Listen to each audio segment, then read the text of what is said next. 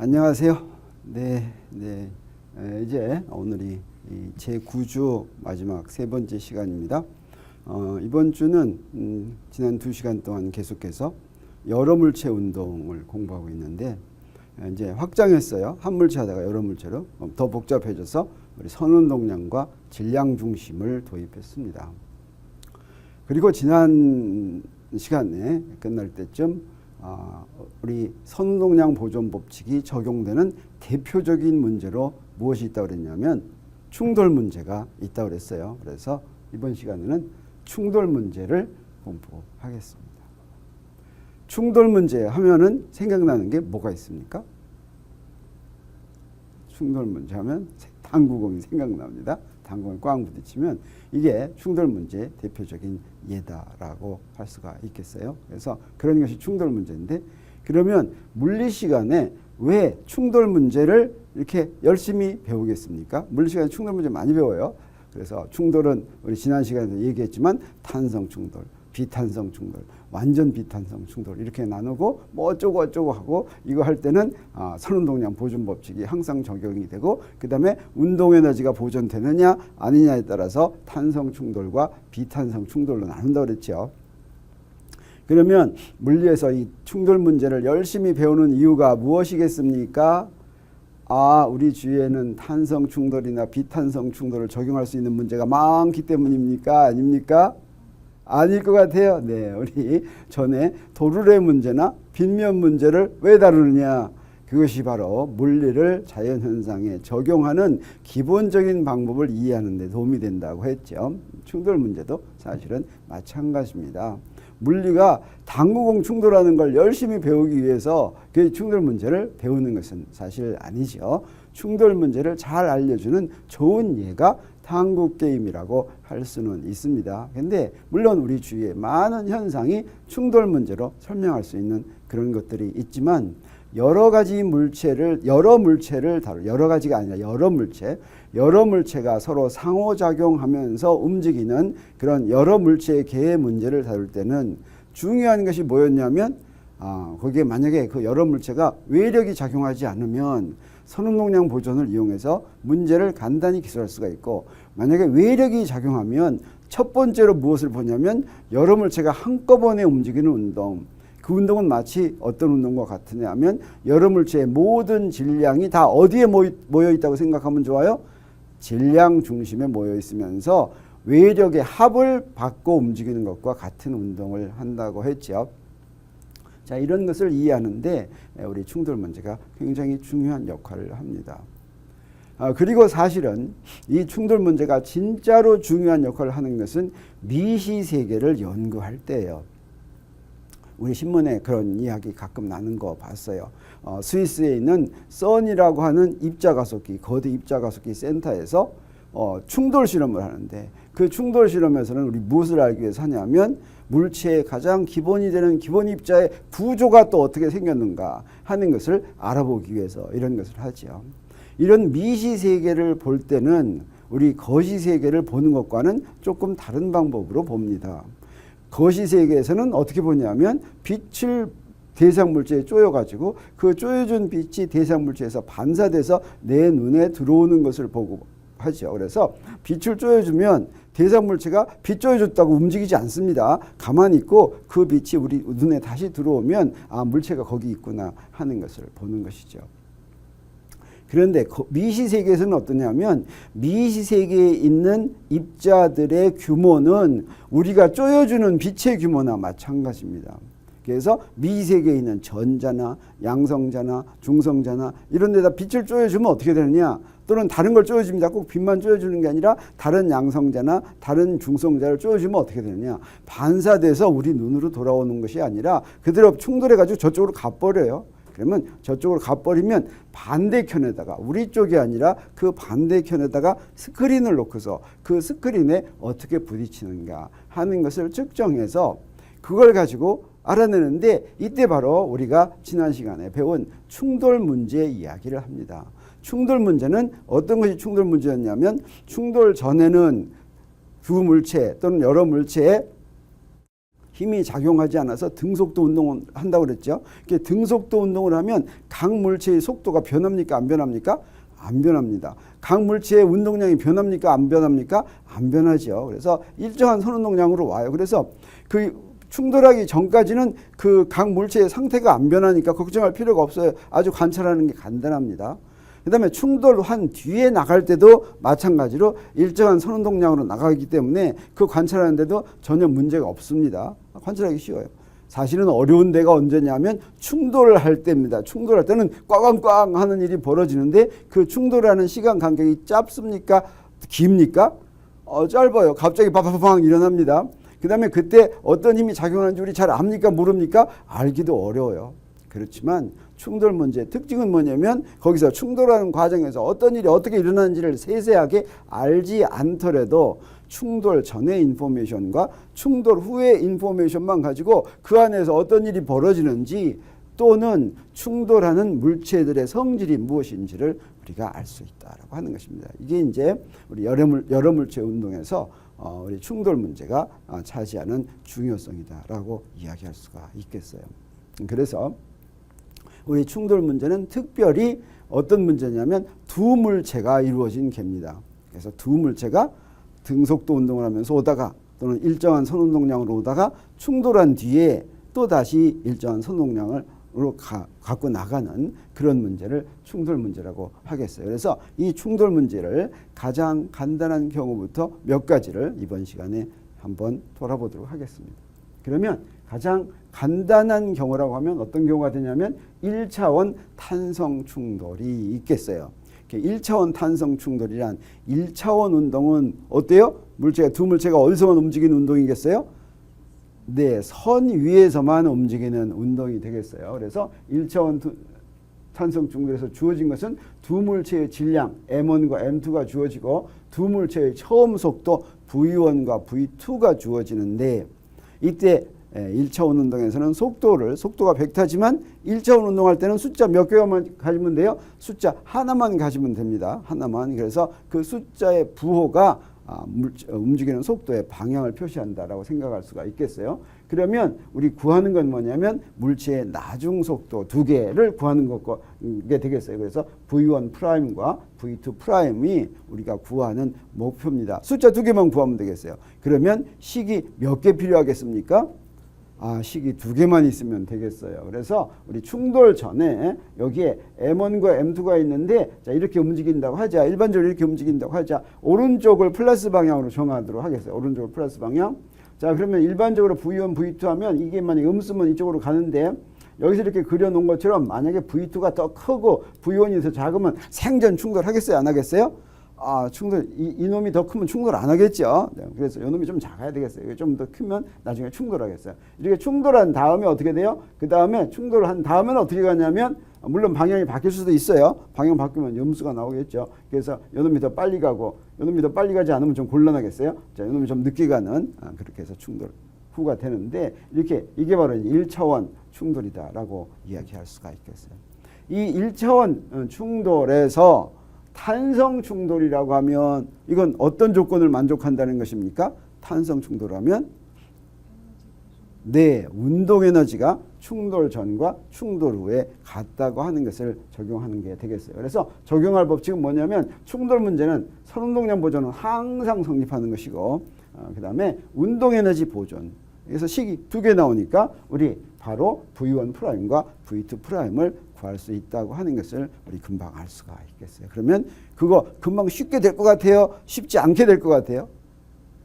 쉽게 될 것 같아요. 네, 좋습니다. 그러면 한번 식을 한번 보도록 하겠어요. 자, 그래서 선운동량 보존은 어떻게 했냐면 어때요? 첫 번째 물체의 선운동량은 M1, V1이죠. 두 번째 물체의 선운동량은 M2, V2고 충돌 후는 M1, V1', M2, V2' 이렇게 되겠습니다.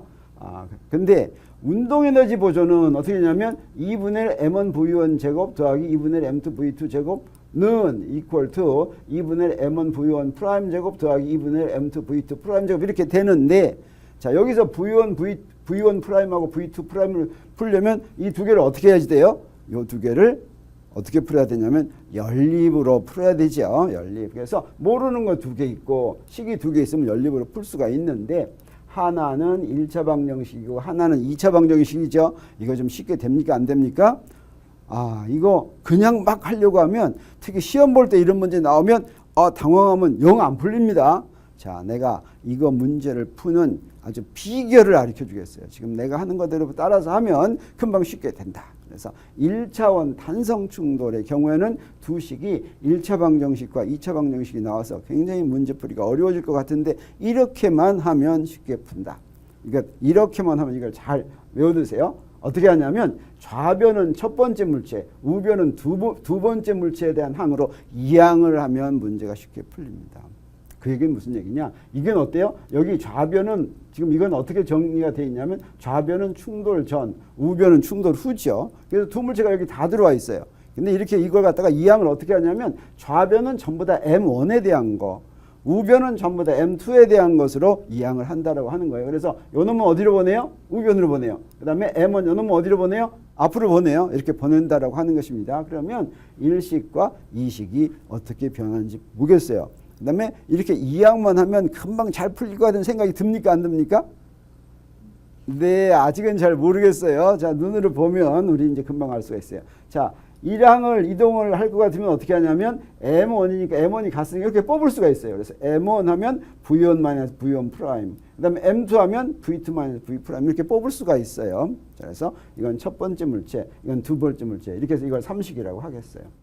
운동에너지도 어떻게 하느냐. 운동에너지 하는데 2분의 1 전부 다 붙어있으니까 그거 그냥 없애버리죠. 그리고 나서 정리를 하면 M1 하고서 V1 제곱 마이너스 V1 프라임 제곱, 또 M2도 V2 제곱 마이너스 V2 프라임 제곱 이렇게 되는데 요 두 식을 보면 금방 어떻게 하면 굉장히 좋게 돼 있냐면 자, 어떤 생각이 듭니까? 네, 인수분해를 해가지고 어떻게 하면 아주 좋을 것 같아요. 그렇죠. 4식을 3식으로 나눠버리면 뭐가 아주 싹싹 지워질 것 같아요. 그래서 이놈 인수분해하면 V1 마이너스 V1 프라임, V1 더하기 V1 프라임 이런 게 나오죠. 그래서 짱 이걸 갖다가 B를 구할 것 같으면 M1도 싹 없어지고 이렇게 됩니다. 그래서 어떻게 하냐면 자, 그래서 여기서 그 비결이 뭐였냐면 자, 이렇게 되어 있는 식을 좌변은 M1만에 대한 식으로 우변은 M2만에 대한 식으로 이항을 한다. 이거 얼핏 어떻게 할지 잘 생각이 안 날지 모르지만 요거만 하나만 기억하면 돼요. 좌변은 M1, 우변은 M2로 항을 바꾼다. 그리고 나서 보면 이거 어떻게 풀리겠구나 하는 그 아이디어가 떠오르게 되겠어요. 자, 그래서 이제 그렇게 해보면 4식을 3식으로 나누면 어떻게 되냐면 자, 이런 결과가 나옵니다. 그래서 이걸 다시 이제 이렇게 바꿔놓도록 하겠어요. 다시 V1, V2로. 요거 사실은 익숙한데 우리 고등학교 때는 이 식이 많이 나옵니다. 이건 바로 뭐냐면 충돌 후의 상대 속도예요. 이거는 충돌 전의 상대 속도예요. 한 물체의 속도를 다른 물체의 속도로 빼면 상대 속도가 돼요. 그래서 충돌 전의 상대 속도와 충돌 후의 상대 속도의 비가 같다라고 하는 뜻이 됩니다. 그 이 식은 사실은 어떤 걸 포함하고 있냐면 탄성 충돌, 그래서 선운동량 보존과 운동에너지 보존을 다 포함하고 있어요. 고등학교 때는 이 식을 이용을 해가지고 여기에 탄성계수라고 하는 것을 도입합니다. 탄성계수가 어떻게 생겼냐면 2는 하고서 마이너스 V1 프라임 마이너스 V2 프라임 나누기 V1 마이너스 V2 이게 탄성계수예요. 이 경우에는 탄성계수가 어떻게 되겠습니까? 1이 됩니다. 탄성 충돌에서는 1이 되고 그 다음에 탄성 충돌이 아니면 요 상대 속도가 좀 작아져요. 그래가지고 1보다 더 작게 된다. 그래서 고등학교 때는 충돌을 어떻게도 구분하냐면 전부 다 탄성 충돌인데 2가 1일 때는 제일 좋은 탄성 충돌이다. 그래서 이걸 완전 탄성 충돌이다. 이렇게 이야기도 합니다. 그렇지만 이걸로 탄성 계수를 새로 도입하는 것은 사실은 필요가 없어요. 우리가 잘 알고 있는 물리량만 가지고 충돌을 잘 구분할 수가 있는데 여기에 또 다른 물리량을 도입할 필요가 없죠. 그래서 탄성 충돌이란 운동 에너지가 보존되는 거, 비탄성 충돌이란 운동 에너지가 손실되는 거 이렇게 나눌 것 같으면 완전 탄성 충돌이란 말을 할 필요가 없어지겠죠. 오히려 완전 비탄성 충돌이란 말을 해야 되는 거 우리가 알 수가 있습니다. 그러면 여기 5식이 이렇게 나오면 자, 이거하고 뭐하고 풀면 되냐면 첫 번째 식 그래서 삼식하고 같이 풀면 되는데 이 삼식을 이거 선운동량 보존법칙이었어요. 선운동량 보존법칙을 이렇게 바꿔 쓰도록 하겠어요. 왜 그러냐면 요놈하고 두 개를 합해가지고 어떻게 잘 만들기 위해서 요거 M1 V1 프라임 M2 V2 프라임은 M1 V1 더하기 M2 V2 요 선운동량 보존법칙이죠. 이 선운동량 보존법칙을 육식처럼 바꿔 쓸 것 같으면 자 5식과 육식을 이렇게 보고만 있으면 아 이거 풀면 V1 프라임 V2 프라임 금방 나온다라는 걸 알 수 있겠죠. 어떻게만 하면 금방 나옵니까? 사실은 여기다 뭘 곱해줘야 되겠어요? 5식에다가 M1분의 M2를 곱해주겠어요. 곱해줘 쓰면 두 개 이렇게 비교해보면 어떻게 됩니까? 아, 요거 그냥 없어지죠? 없어져요. 그래서 요 두 개를 더하기만 하면 뭐가 나오냐면 V1 프라임이 나온다라고 얘기할 수가 있겠어요. 그래서 요거를 이렇게 더해주면 6식하고 7식을 더해줄 것 같으면 우리 바로 이렇게 되는데 자, 요 V1 프라임 나왔어요. 요걸 나눠주겠어요. 근데 나눠줄 때 보니까 요 항은 M1분의 M1 더하기 M2죠. 요 놈은 M1분의 M1 마이너스 M2고 요거는 M1분의 2M2예요. 그래서 요 M1이 다 똑같으니까 M1은 없어지고 V1 프라임은 어떻게 되냐면 이렇게 돼요. 그래서 M1 더하기 M2분의 M1 마이너스 M2 V1 더하기 M1 더하기 M2분의 2M2 V2 뭐 이렇게 돼요. 이렇게 돼요. 그래서 우리 V1 프라임 구했습니다.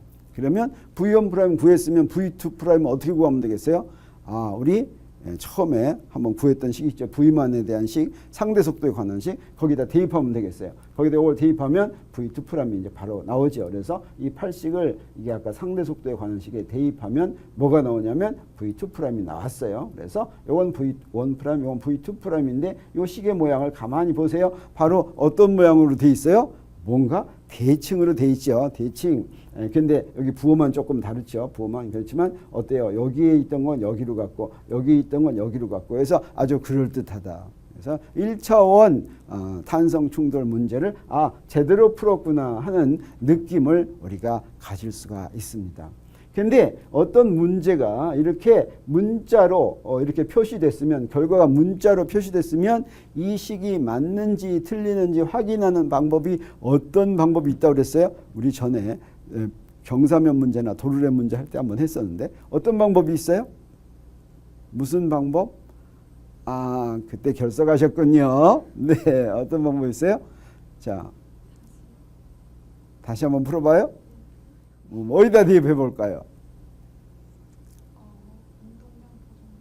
거기에 만족하나 이렇게 대입하는 방법도 있는데 우리 어떤 경우를 생각할 수가 있냐면 M1과 M2 이건 이제 질량에 따라서 결과가 달라지겠죠. 지금 질량에 따라서. 근데 이 질량을 특별한 질량값을 대입해 봅니다. 우리가 뻔히 알 수 있는 특별한 질량값. 뻔히 알 수 있는 특별한 질량값으로는 어떤 게 있을까요? 네, 그렇죠. 그래서 M1과 M2 두 개가 있는데 M1이 M2에 비해서 엄청 크다. 이건 그냥 M2가 없는 거나 마찬가지라고 그러는 거죠. 그럼 M2나 없는 거나 마찬가지면 V1 프라임이 뭐가 되겠어요? V1 프라임이 M2는 없으니까 충돌 안 하고 그냥 가죠. 그러면 그냥 V1하고 똑같겠죠. 그냥 가겠죠. 그냥 가겠어요. 그래서 M1이 M2보다 무척 크다든가 또는 M2가 M1보다 무척 크다든가 또는 어떤 경우가 있어요. 또는 그렇죠. 두 질량이 같다든가 두 질량이 같으면 어떤 일이 벌어질까 이런 것도 우리가 쉽게 예상할 수 있는 게 되겠어요. 그래서 그런 경우를 여기다 대입해가지고 그 결과가 그럴듯하면 우리가 풀어보지 않더라도 예상할 수 있는 것과 그럴듯하면 이 문제 답이 맞았구나 라고 하는 것을 우리 예상할 수가 있겠어요. 그래서 우리 첫 번째로 한번 M1이 M2보다 굉장히 클 때를 한번 해보도록 하겠어요. 자, 이런 근사식을 만들려면 어떻게 해야 된다고 그랬습니까? 이게 뭐가 굉장히 크다 하면 이거 어떻게 이용한다고 그랬어요? 큰 근사식을 만들기는 어렵고 어떤 게 0으로 가는 근사식을 만드는 거죠. 0으로 가게 만들려면 어떻게 해야 된다고 그랬어요?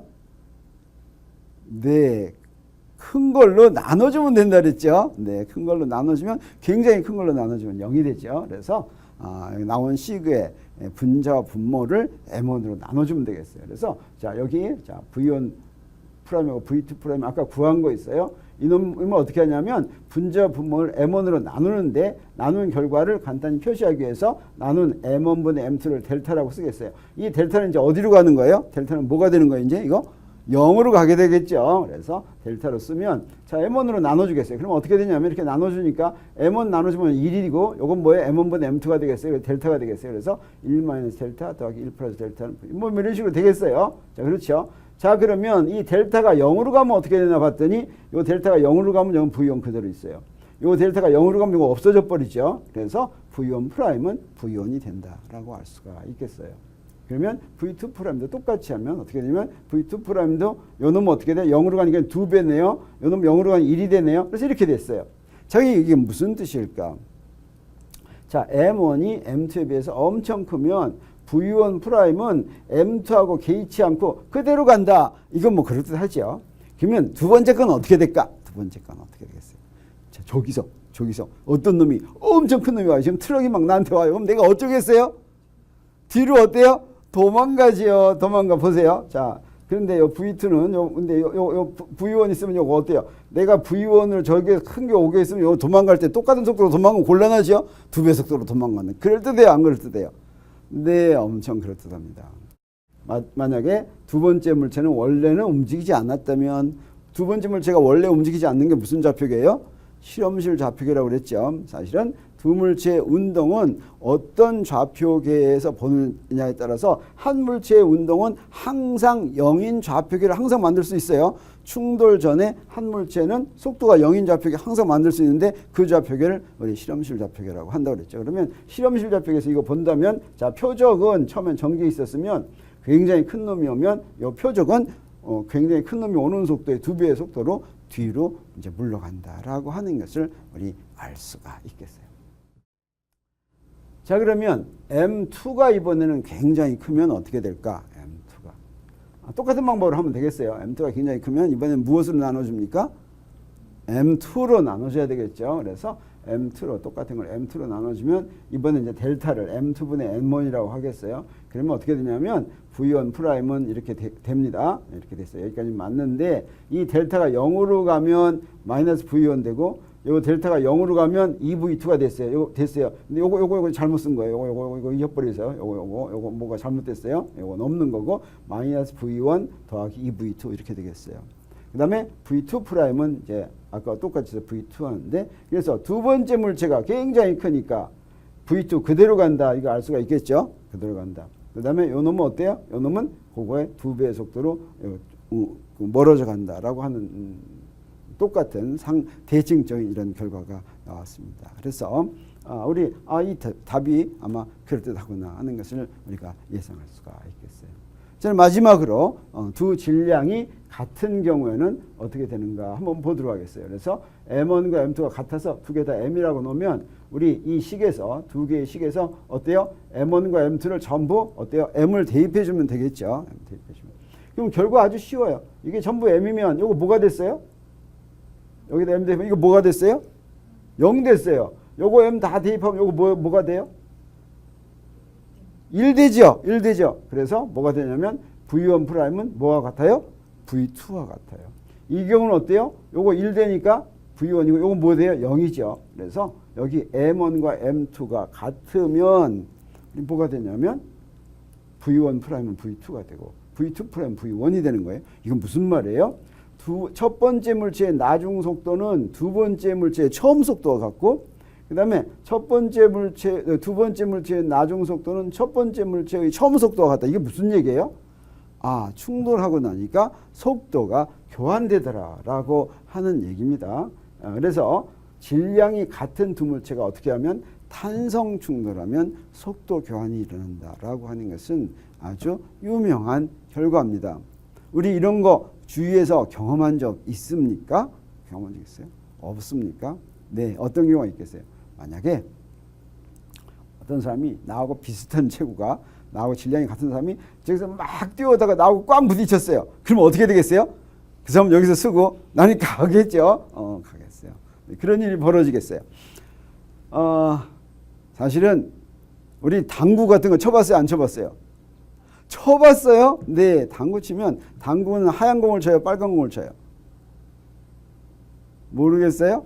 당구에는 빨간 공이 2개가 있고 하얀 공이 2개가 있는데, 자, 하얀 공 하나, 빨간 공 하나가 내 거고, 다른 하얀 공 하나, 빨간 공 하나는 상대방 거죠. 그래서 내 하얀 공으로 내 빨간 공을 꽝 칩니다. 근데 어떨 때 내 하얀 공으로 내 빨간 공을 꽝 쳤더니 맞으면서 하얀 공 그 자리에서 탁 쓰고 빨간 공은 앞으로 탁 가고 이런 경우 있었어요, 없었어요?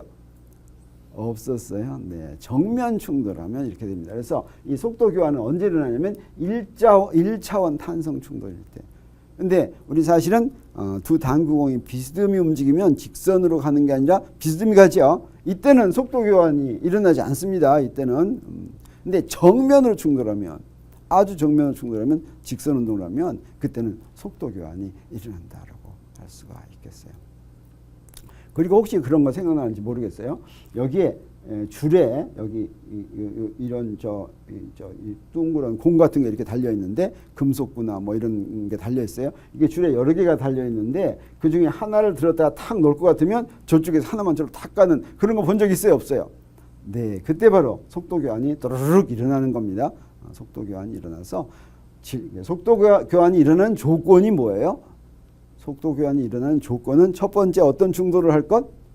탄성 충돌을 할 것. 그 다음에 두 물체 어떻게 질량이 어떻게 돼요? 질량이 같을 것. 그래서 아까 내가 말한 당구나 이런 경우에는 한 물체가 정지해 있었으니까 온 물체가 딱 오면 그 물체가 딱 정지하고 이 물체가 그 속도로 갔어요. 근데 한 물체가 움직이고 있더라도, 움직이고 있으면 어때요? 하나가 천천히 가는데 딱 와가지고 빠른 속도로 움직일 것 같으면 어떻게 되냐면 두 번째 물체는 천천히 가고 첫 번째 있던 물체가 빠른 속도로 간다라고 하는 것입니다. 자, 그래서 우리 1차원 탄성 충돌은 이렇게 해서 특별한 경우까지 대입을 해가지고 이게 잘 풀었구나 하는 것을 우리가 알 수가 있겠습니다. 자, 그다음엔 또 뭐가 나오나? 자, 실험실 좌표계에서 본 탄성 충돌은 뭐 아까 얘기한 거예요. 여기 실험실 좌표계란 표적의 속도가 0인 경우라고 그랬어요. 그래서 일반적인 경우는 이런 경우인데, 일반적으로 이렇게 됐죠. 요 표적이 0이면 V1 프라임은 0 대입하면 이렇게 되죠. 그래서 이 경우 항상 이런 경우로 만들 수가 있어요. 그래서 이렇게 좀 어려운 문제가 있으면 그걸 기술하는 좌표계를 바꿔줘요. 다른 좌표계를 바꿔줘요. 다른 좌표계를 바꿔주려면 어떻게 돼요? 다른 좌표계의 속도로 다 빼주면 되죠. 그렇게 하면 항상 어떤 답을 구할 수가 있냐면 바로 이런 간단한 답을 구할 수가 있어요. 이게 바로 실험실 좌표계에서 답이다. 한 물체가 정지해 있을 때의 답이다. 이렇게 생각할 수가 있겠어요. 그래서 어떤 충돌이라도 실험실 좌표계 문제로 변환해서 풀 수가 있다라고 하는 것입니다. 그 다음에 이제 2차원 탄성 충돌 문제를 보도록 하겠어요. 2차원 탄성 충돌 문제를 실험실 좌표계로 보겠어요. 실험실 좌표계 아니면 너무 복잡하니까 실험실 좌표계는 어떤 경우가 됩니까? 자, 표적이 정지해 있는 경우죠. 그래서 자, 이렇게 표적이 정지해 있어요. 그래서 충돌 전에 한 물체가 이렇게 옵니다. 그러면 요 M1이 오는 방향, 요 방향을 X축으로 정하겠어요. 이게 충돌 전이라면 충돌 후에는 어떻게 되냐면 그 방향에서부터 충돌해가지고 하나는 이쪽으로 가고 하나는 이쪽으로 가겠어요.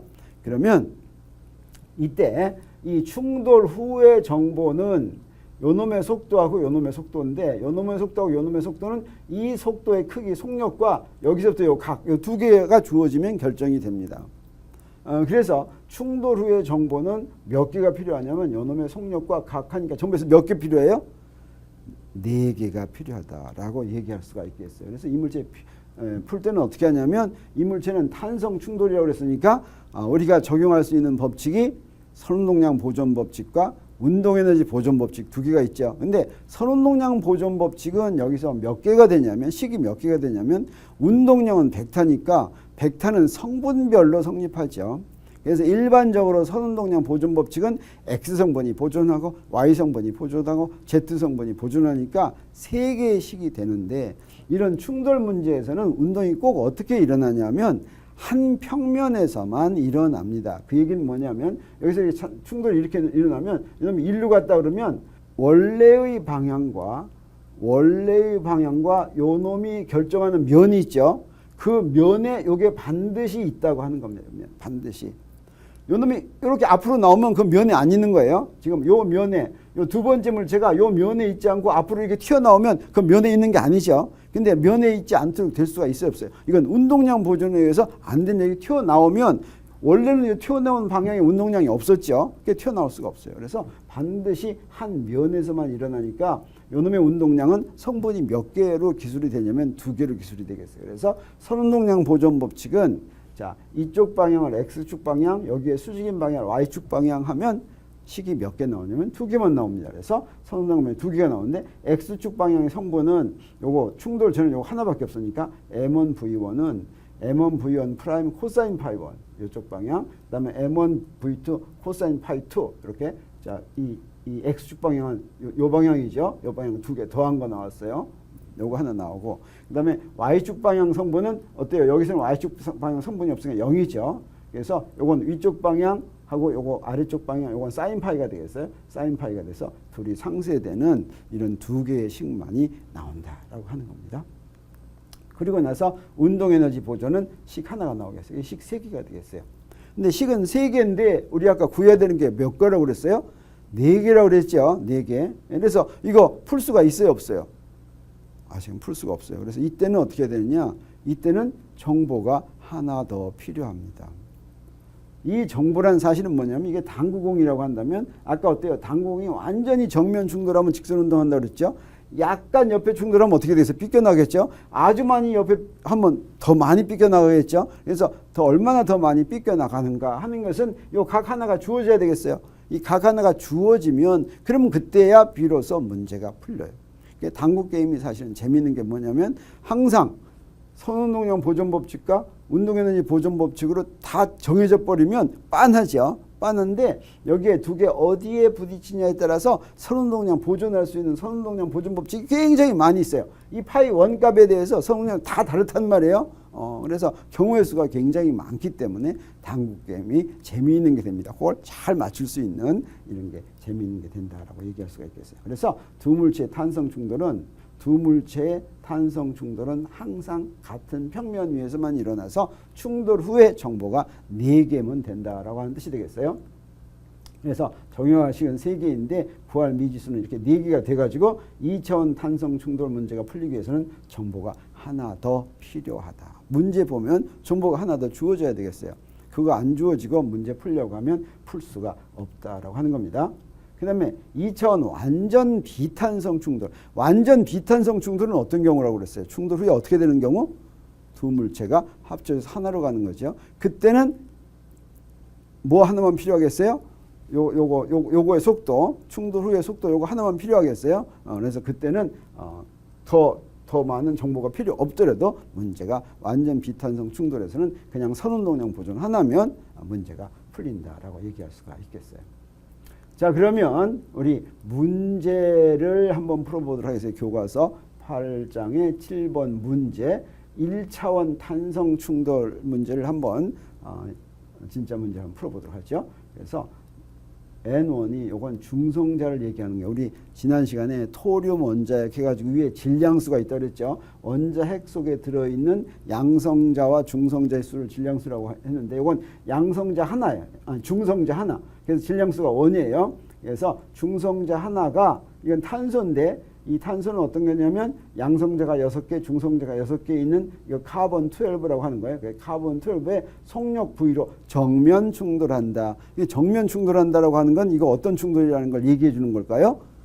1차원 충돌이다라고 하는 걸 얘기해 주겠어요. 충돌 후 근데 이런 경우에는 이렇게 기본 입자의 경우에는 항상 탄성 충돌이에요. 비탄성 충돌의 경우에는 운동에너지가 손실되는데 운동에너지가 뭘로 바뀌었어요?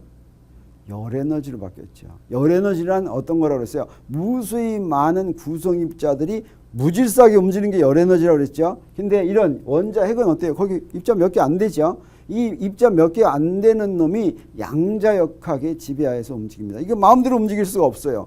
따라서 충돌시켜 주더라도 이 안에 들어있는 이 구성 입자들이 무질서하게 움직이지 않습니다. 그래서 이건 항상 탄성 충돌이 되겠어요. 비탄성 충돌이 되려면 이때는 그래서 다른 이유 때문에 비탄성 충돌이 될 수는 있는데 이런 경우는 그냥 탄성 충돌이 되겠어요. 그래서 이게 바로 1차원 탄성 충돌 문제인데 충돌 후 두 입자의 속도와 양성자가 카본 12에 전달한 운동 에너지를 구하라. 충돌 후 속도를 구하면 이런 거 다 이제 구할 수가 있는 거죠. 그래서 이거 어떻게 구하는지 보도록 하겠어요. 그러면 자, 실험실 좌표계 이거 시험실 잡히게 풀겠어요. 그래서 이 탄소가 지금 정지해 있다, 탄성 충돌한다라고 하는 가정으로 풀면 우리 그 다음에 주어진 게 뭐냐면 질량이 전부 다 입사체는 중성자인데 중성자의 질량이 m이라고 한다면 표적은 중성자 질량의 12배다. 12배. 그 다음에 입사체의 속도가 V고 그다음에 표적의 속도는 0이다. 라고 하는 정보를 가지고 V1 프라임과 V2 프라임을 구하는 것인데 그것은 이제 무엇을 이용하면 되겠어요? 아까 이거 실험실 좌표에서 구한 거 있죠? 여기다 집어넣으면 되겠어요. 그러면 이렇게 구해지니까 V1에다 V만 집어넣고 여기다 뭐만 집어넣으면 됩니까? 질량만 집어넣으면 되네. 그래서 M1은 M이고 M2는 12M이죠. 집어넣으니까 어떻게 돼요? 13분의 마이너스 11M 해서 M 지워지고 뭐가 나옵니까? 마이너스 13분의 11V 이렇게 나오죠. V2 프라임은 어떻게 돼요? 13분의 2V 이렇게 되겠어요. 그래서 질량이 가벼운 놈은 반대 방향으로 그 다음에 뛰쳐나가고 질량이 무거운 놈은 같은 방향으로 이제 이런 방향으로 간다라고 하는 거였어요. 근데 여기서 이제 운동 에너지가 어떻게 전달되느냐 하는 게 문제였죠. 그러면 우리 입사체의 운동 에너지는 K1은 2분의 mv2 제곱이라고 한다면 우리 충돌 후에 충돌의 표적의 운동 에너지는 어떻게 되냐면 2분의 1하고 표적의 질량 그다음에 V2 프라임 집어넣으면 되죠. 그래서 여기다 다 집어넣고 계산하면 어떻게 되냐면 이거 쫙 계산하면 사실은 2분의 1 mv 제곱에 0.284배 이렇게 되니까 여기서 28.4%가 표적에 전달된다. 이렇게 해석할 수가 있겠습니다. 네, 그 다음에 우리 2차원 탄성 충돌 문제를 한번 또 풀어보겠습니다. 그 다음 문제인데 자, 어떤 경우냐면 자 이렇게 돼 있다. 이렇게 돼 있는데 문제가 하나 주어져야 된다 그랬죠. 여기서 각이 주어져야 된다 그랬어요. 그래서 문제에서 각이 주어졌어요. 그래서 문제에서 당구공 게임인데 당구공 게임의 경우에는 두 물체의 질량이 같죠. 두 물체. 그래서 흰색 당구공이 산란한 방향 파이트와 이거 빨간색으로 흰색을 쳤네. 보통 당구 게임에서는 흰색을 빨간색으로 치는데 이 문제에서는 좀 그 반대 방향으로 나왔어요. 뭐 잘못 쳐도 상관없겠죠. 자, 물리 문제에서는 그래서 흰색 당구공이 산란한 방향 파이2와 파이1은 주어졌어요. 흰색 당구공에 전달된 운동 에너지를 구하라. 이런 문제가 되겠어요. 그래서 속도 V로 충돌을 하면 이게 45도라고 하면 이때 파이를 구하고 그다음에 요 속도를 구하라. 운동 에너지 구하라. 이런 문제가 되겠어요. 그러면 자, 아까 말한 식에 대입해 가지고 푸는 거예요. 일반적인 경우는 우리가 풀지 않는데 식이 굉장히 복잡하기 때문에 그렇죠. 이거 풀려 보면 이것도 좀 복잡하다는 걸 우리가 알 수가 있습니다. 그래서 이거 한번 풀어보도록 하겠어요. 식 3개 여기다 세우겠어요. 먼저 문제에서는 충돌 전에 두공 질량 주어지고 충돌 후에 우리 구할 게 뭐냐면 여기 산란각이 이렇게 주어졌어요. 그래서 구할 것은 우리 충돌 후에 V1 프라임하고 V2 프라임하고 파이하고 파이2로 그냥 파이라고 놓죠. 자, 이것들을 이제 구해야지 되겠습니다. 그래서 이 문제에서 보면 우리 적용할 식이 뭐냐면 선운동량 보조원해서 X축 방향은 MV는 간단히 MV 프라임 코사인 45도 더하기 MV2 프라임 코사인 파이. 파이는 모르는 거죠. 그 다음에 Y축 방향의 성분은 0이니까 MV1 프라임 사인 45도 마이너스 MV2 프라임 사인 파이 이렇게 되겠어요. 그 다음에 운동에너지 보조는 이렇게 되죠. 이 세 식을 푸는데 보면 엄청 이제 복잡할 것 같지만 코사인 45도가 주어졌으니까 이거 풀기가 그렇게 나쁘지는 않아요. 코사인 45도는 얼마입니까? 루트 2분의 1이죠. 루트 2분의 1이에요. 그래서 그걸 대입하겠어요. 대입하면 루트 2분의 1 대입해서 양변에 곱해줬어요. 그러면 이런 식이 나옵니다. 1식은. 그 다음에 2식은 또 루트 2 곱하면 이렇게 나왔어요. 그러면 우리 V1 프라임하고 V2 프라임 구하는 것인데 근데 여기 이렇게 나왔으니까 이렇게 미지수가 두 개인 연립방정식은 이거 그냥 소거해서 풀면 되는데 이 푸는 방법이 뭐가 그 다음에 세 번씩은 이렇게 됐어요. 정리하면 요거 어떻게 풀면 좋냐면 요걸 이용하면 좋은데 이런 거 압니까 모릅니까? 배운 적 있어요 없어요? 행렬식을 이용해서 푸는 거 사실 어떻게 푸는 거냐면 자 어떤 행렬식을 만드냐면 여기에 개수로 만들어요. 개수로 1 루트 2 코사인 파이 1 마이너스 루트 2 사인 파이로 개수를 만들어요. 이걸 분모 행렬식에 놓습니다. 그 다음에 V1 프라임을 구하려면 첫 번째 있는 행에 루트 2 V하고 0을 대입해요. V2를 풀려면 두 번째. 그래서 이렇게 만드는 겁니다. 그래서 요게 바로 아까 그 개수로 만든 거예요. 그 다음에 첫 번째 걸 푸니까 루트 2V하고 0을 이쪽에도 대입하고 이건 그대로 놔둔 거예요. 그 다음에 V2 프라임은 여기 앞에 건 그대로 놔두고 두 번째 이렇게 집어넣는 거예요. 그러면 이런 거예요. 답이 이렇게 나옵니다. 그래서 V1'하고 V2'을 구했어요. 그러면 자, V1'하고 V2'을 뭘로 구했냐면 모르는 파이로 구했어요. 그래서 모르는 파이에 대한 식은 어디서 구합니까? 세 번째 식에서 구하면 되겠죠. 운동에너지 보존으로 해서. 그래서 그 운동에너지를 대입해서 보존을 집어넣을 것 같으면 이렇게 됐어요. 이걸 풀면 어떻게 되냐? 사실은 싱거운데 결과적으로 뭐 이렇게 돼가지고 이거 풀면 답이 45도가 나옵니다. 그래서 근데 사실은 이것만 보고서도 이게 45도면 무슨 일이 벌어져야 되냐면 사실은 이 충돌 전에 운동량은 Y축 성분이 없으니까 이쪽 성분하고 이쪽 성분이 서로 상쇄돼야지 돼요. 상쇄돼야지 되는데 이놈이 질량이 같으니까 어떻게 되겠어요? 이놈하고 이놈이 똑같아야 되겠죠, 속도가. 그래서 여기서 45도라는 것을 사실은 문제를 풀지 않고서도 예상할 수가 있어요. 그래서 V1'과 V2'을 45도를 집어넣어서 구하면 어떻게 되냐면 루트 2분의 V, 루트 2분의 V 이렇게 돼요. 그래서 그러면 이게 무슨 얘기가 되느냐? 이거 운동 에너지를 구할 것 같으면 2분의 K1, 2분의 K2가 된다라고 하는 뜻이 되겠어요. 그래서 무슨 얘기냐면 K2, 요 K1이 되겠어요. 잘못 쓴 거예요. 그래서 K1'과 K2'이 어때요? 전부 다 요놈의 운동 에너지를 절반씩 나누어 갖는다. 풀지 않고서도 우리 금방 알 수 있는 그런 문제가 됐어요. 그래서 이런 식으로 해서 우리 이번 주에 여러 물체에 대한 것을 마치고 이제 다음 주에는 또 이제 더 확장시키겠어요. 자, 무엇으로 확장이 될 수가 있냐면 우리 한 물체만 하다가 여러 물체로 확장했어요. 그럼 이제 또 뭘로 확장할 수 있는 거 뭐가 있어요? 네? 운동 방향이 바뀌는데 그런 것도 있는데 이번엔 좀 어떻게 하려고 하냐면 지금까지는 한 물체 운동을 하더라도 그 물체가 크기는 안 갖고 있다고 생각했어요. 크기에서 물체를 질량으로만 대표했어요. 근데 물체가 크기를 갖고 있으면 어떤 운동이 중요해지냐면 물체가 움직일 때 그냥 움직이는 게 아니라 이렇게 움직이면 물체 운동이 곤란해요. 우리가 옛날에 도르래 문제를 풀 때 도르래 문제는 왜 집어넣지 않는다고 그랬어요? 회전 운동 우리가 기술할 수가 없기 때문이라고 그랬죠. 그래서 다음번으로 우리가 확장할 게 뭐냐면 회전 운동으로 확장을 해야지 되겠어요. 그럼 회전 운동은 어떠냐? 또 엄청 복잡해져요. 막 엄청 복잡해지면 그 다음에 어떻게 해야지 돼요? 포기해야지 돼요? 아니면 뭐 어떻게 해야지 돼요? 그렇지요. 새로운 물량을 도입하면 놀랍게도 어떤 일이 벌어지냐면 자, 여러 물체의 운동에서도 새로운 물량을 도입했더니 놀랍게도 여러 물체의 운동을 무엇으로 바꿀 수 있었냐면 질량 중심의 한 물체 운동으로 바꿀 수가 있었죠. 크기를 갖는 물체의 운동도 크기를 안 갖는 물체의 운동을 기술하는 식과 똑같은 식으로 바꿀 수가 있어요.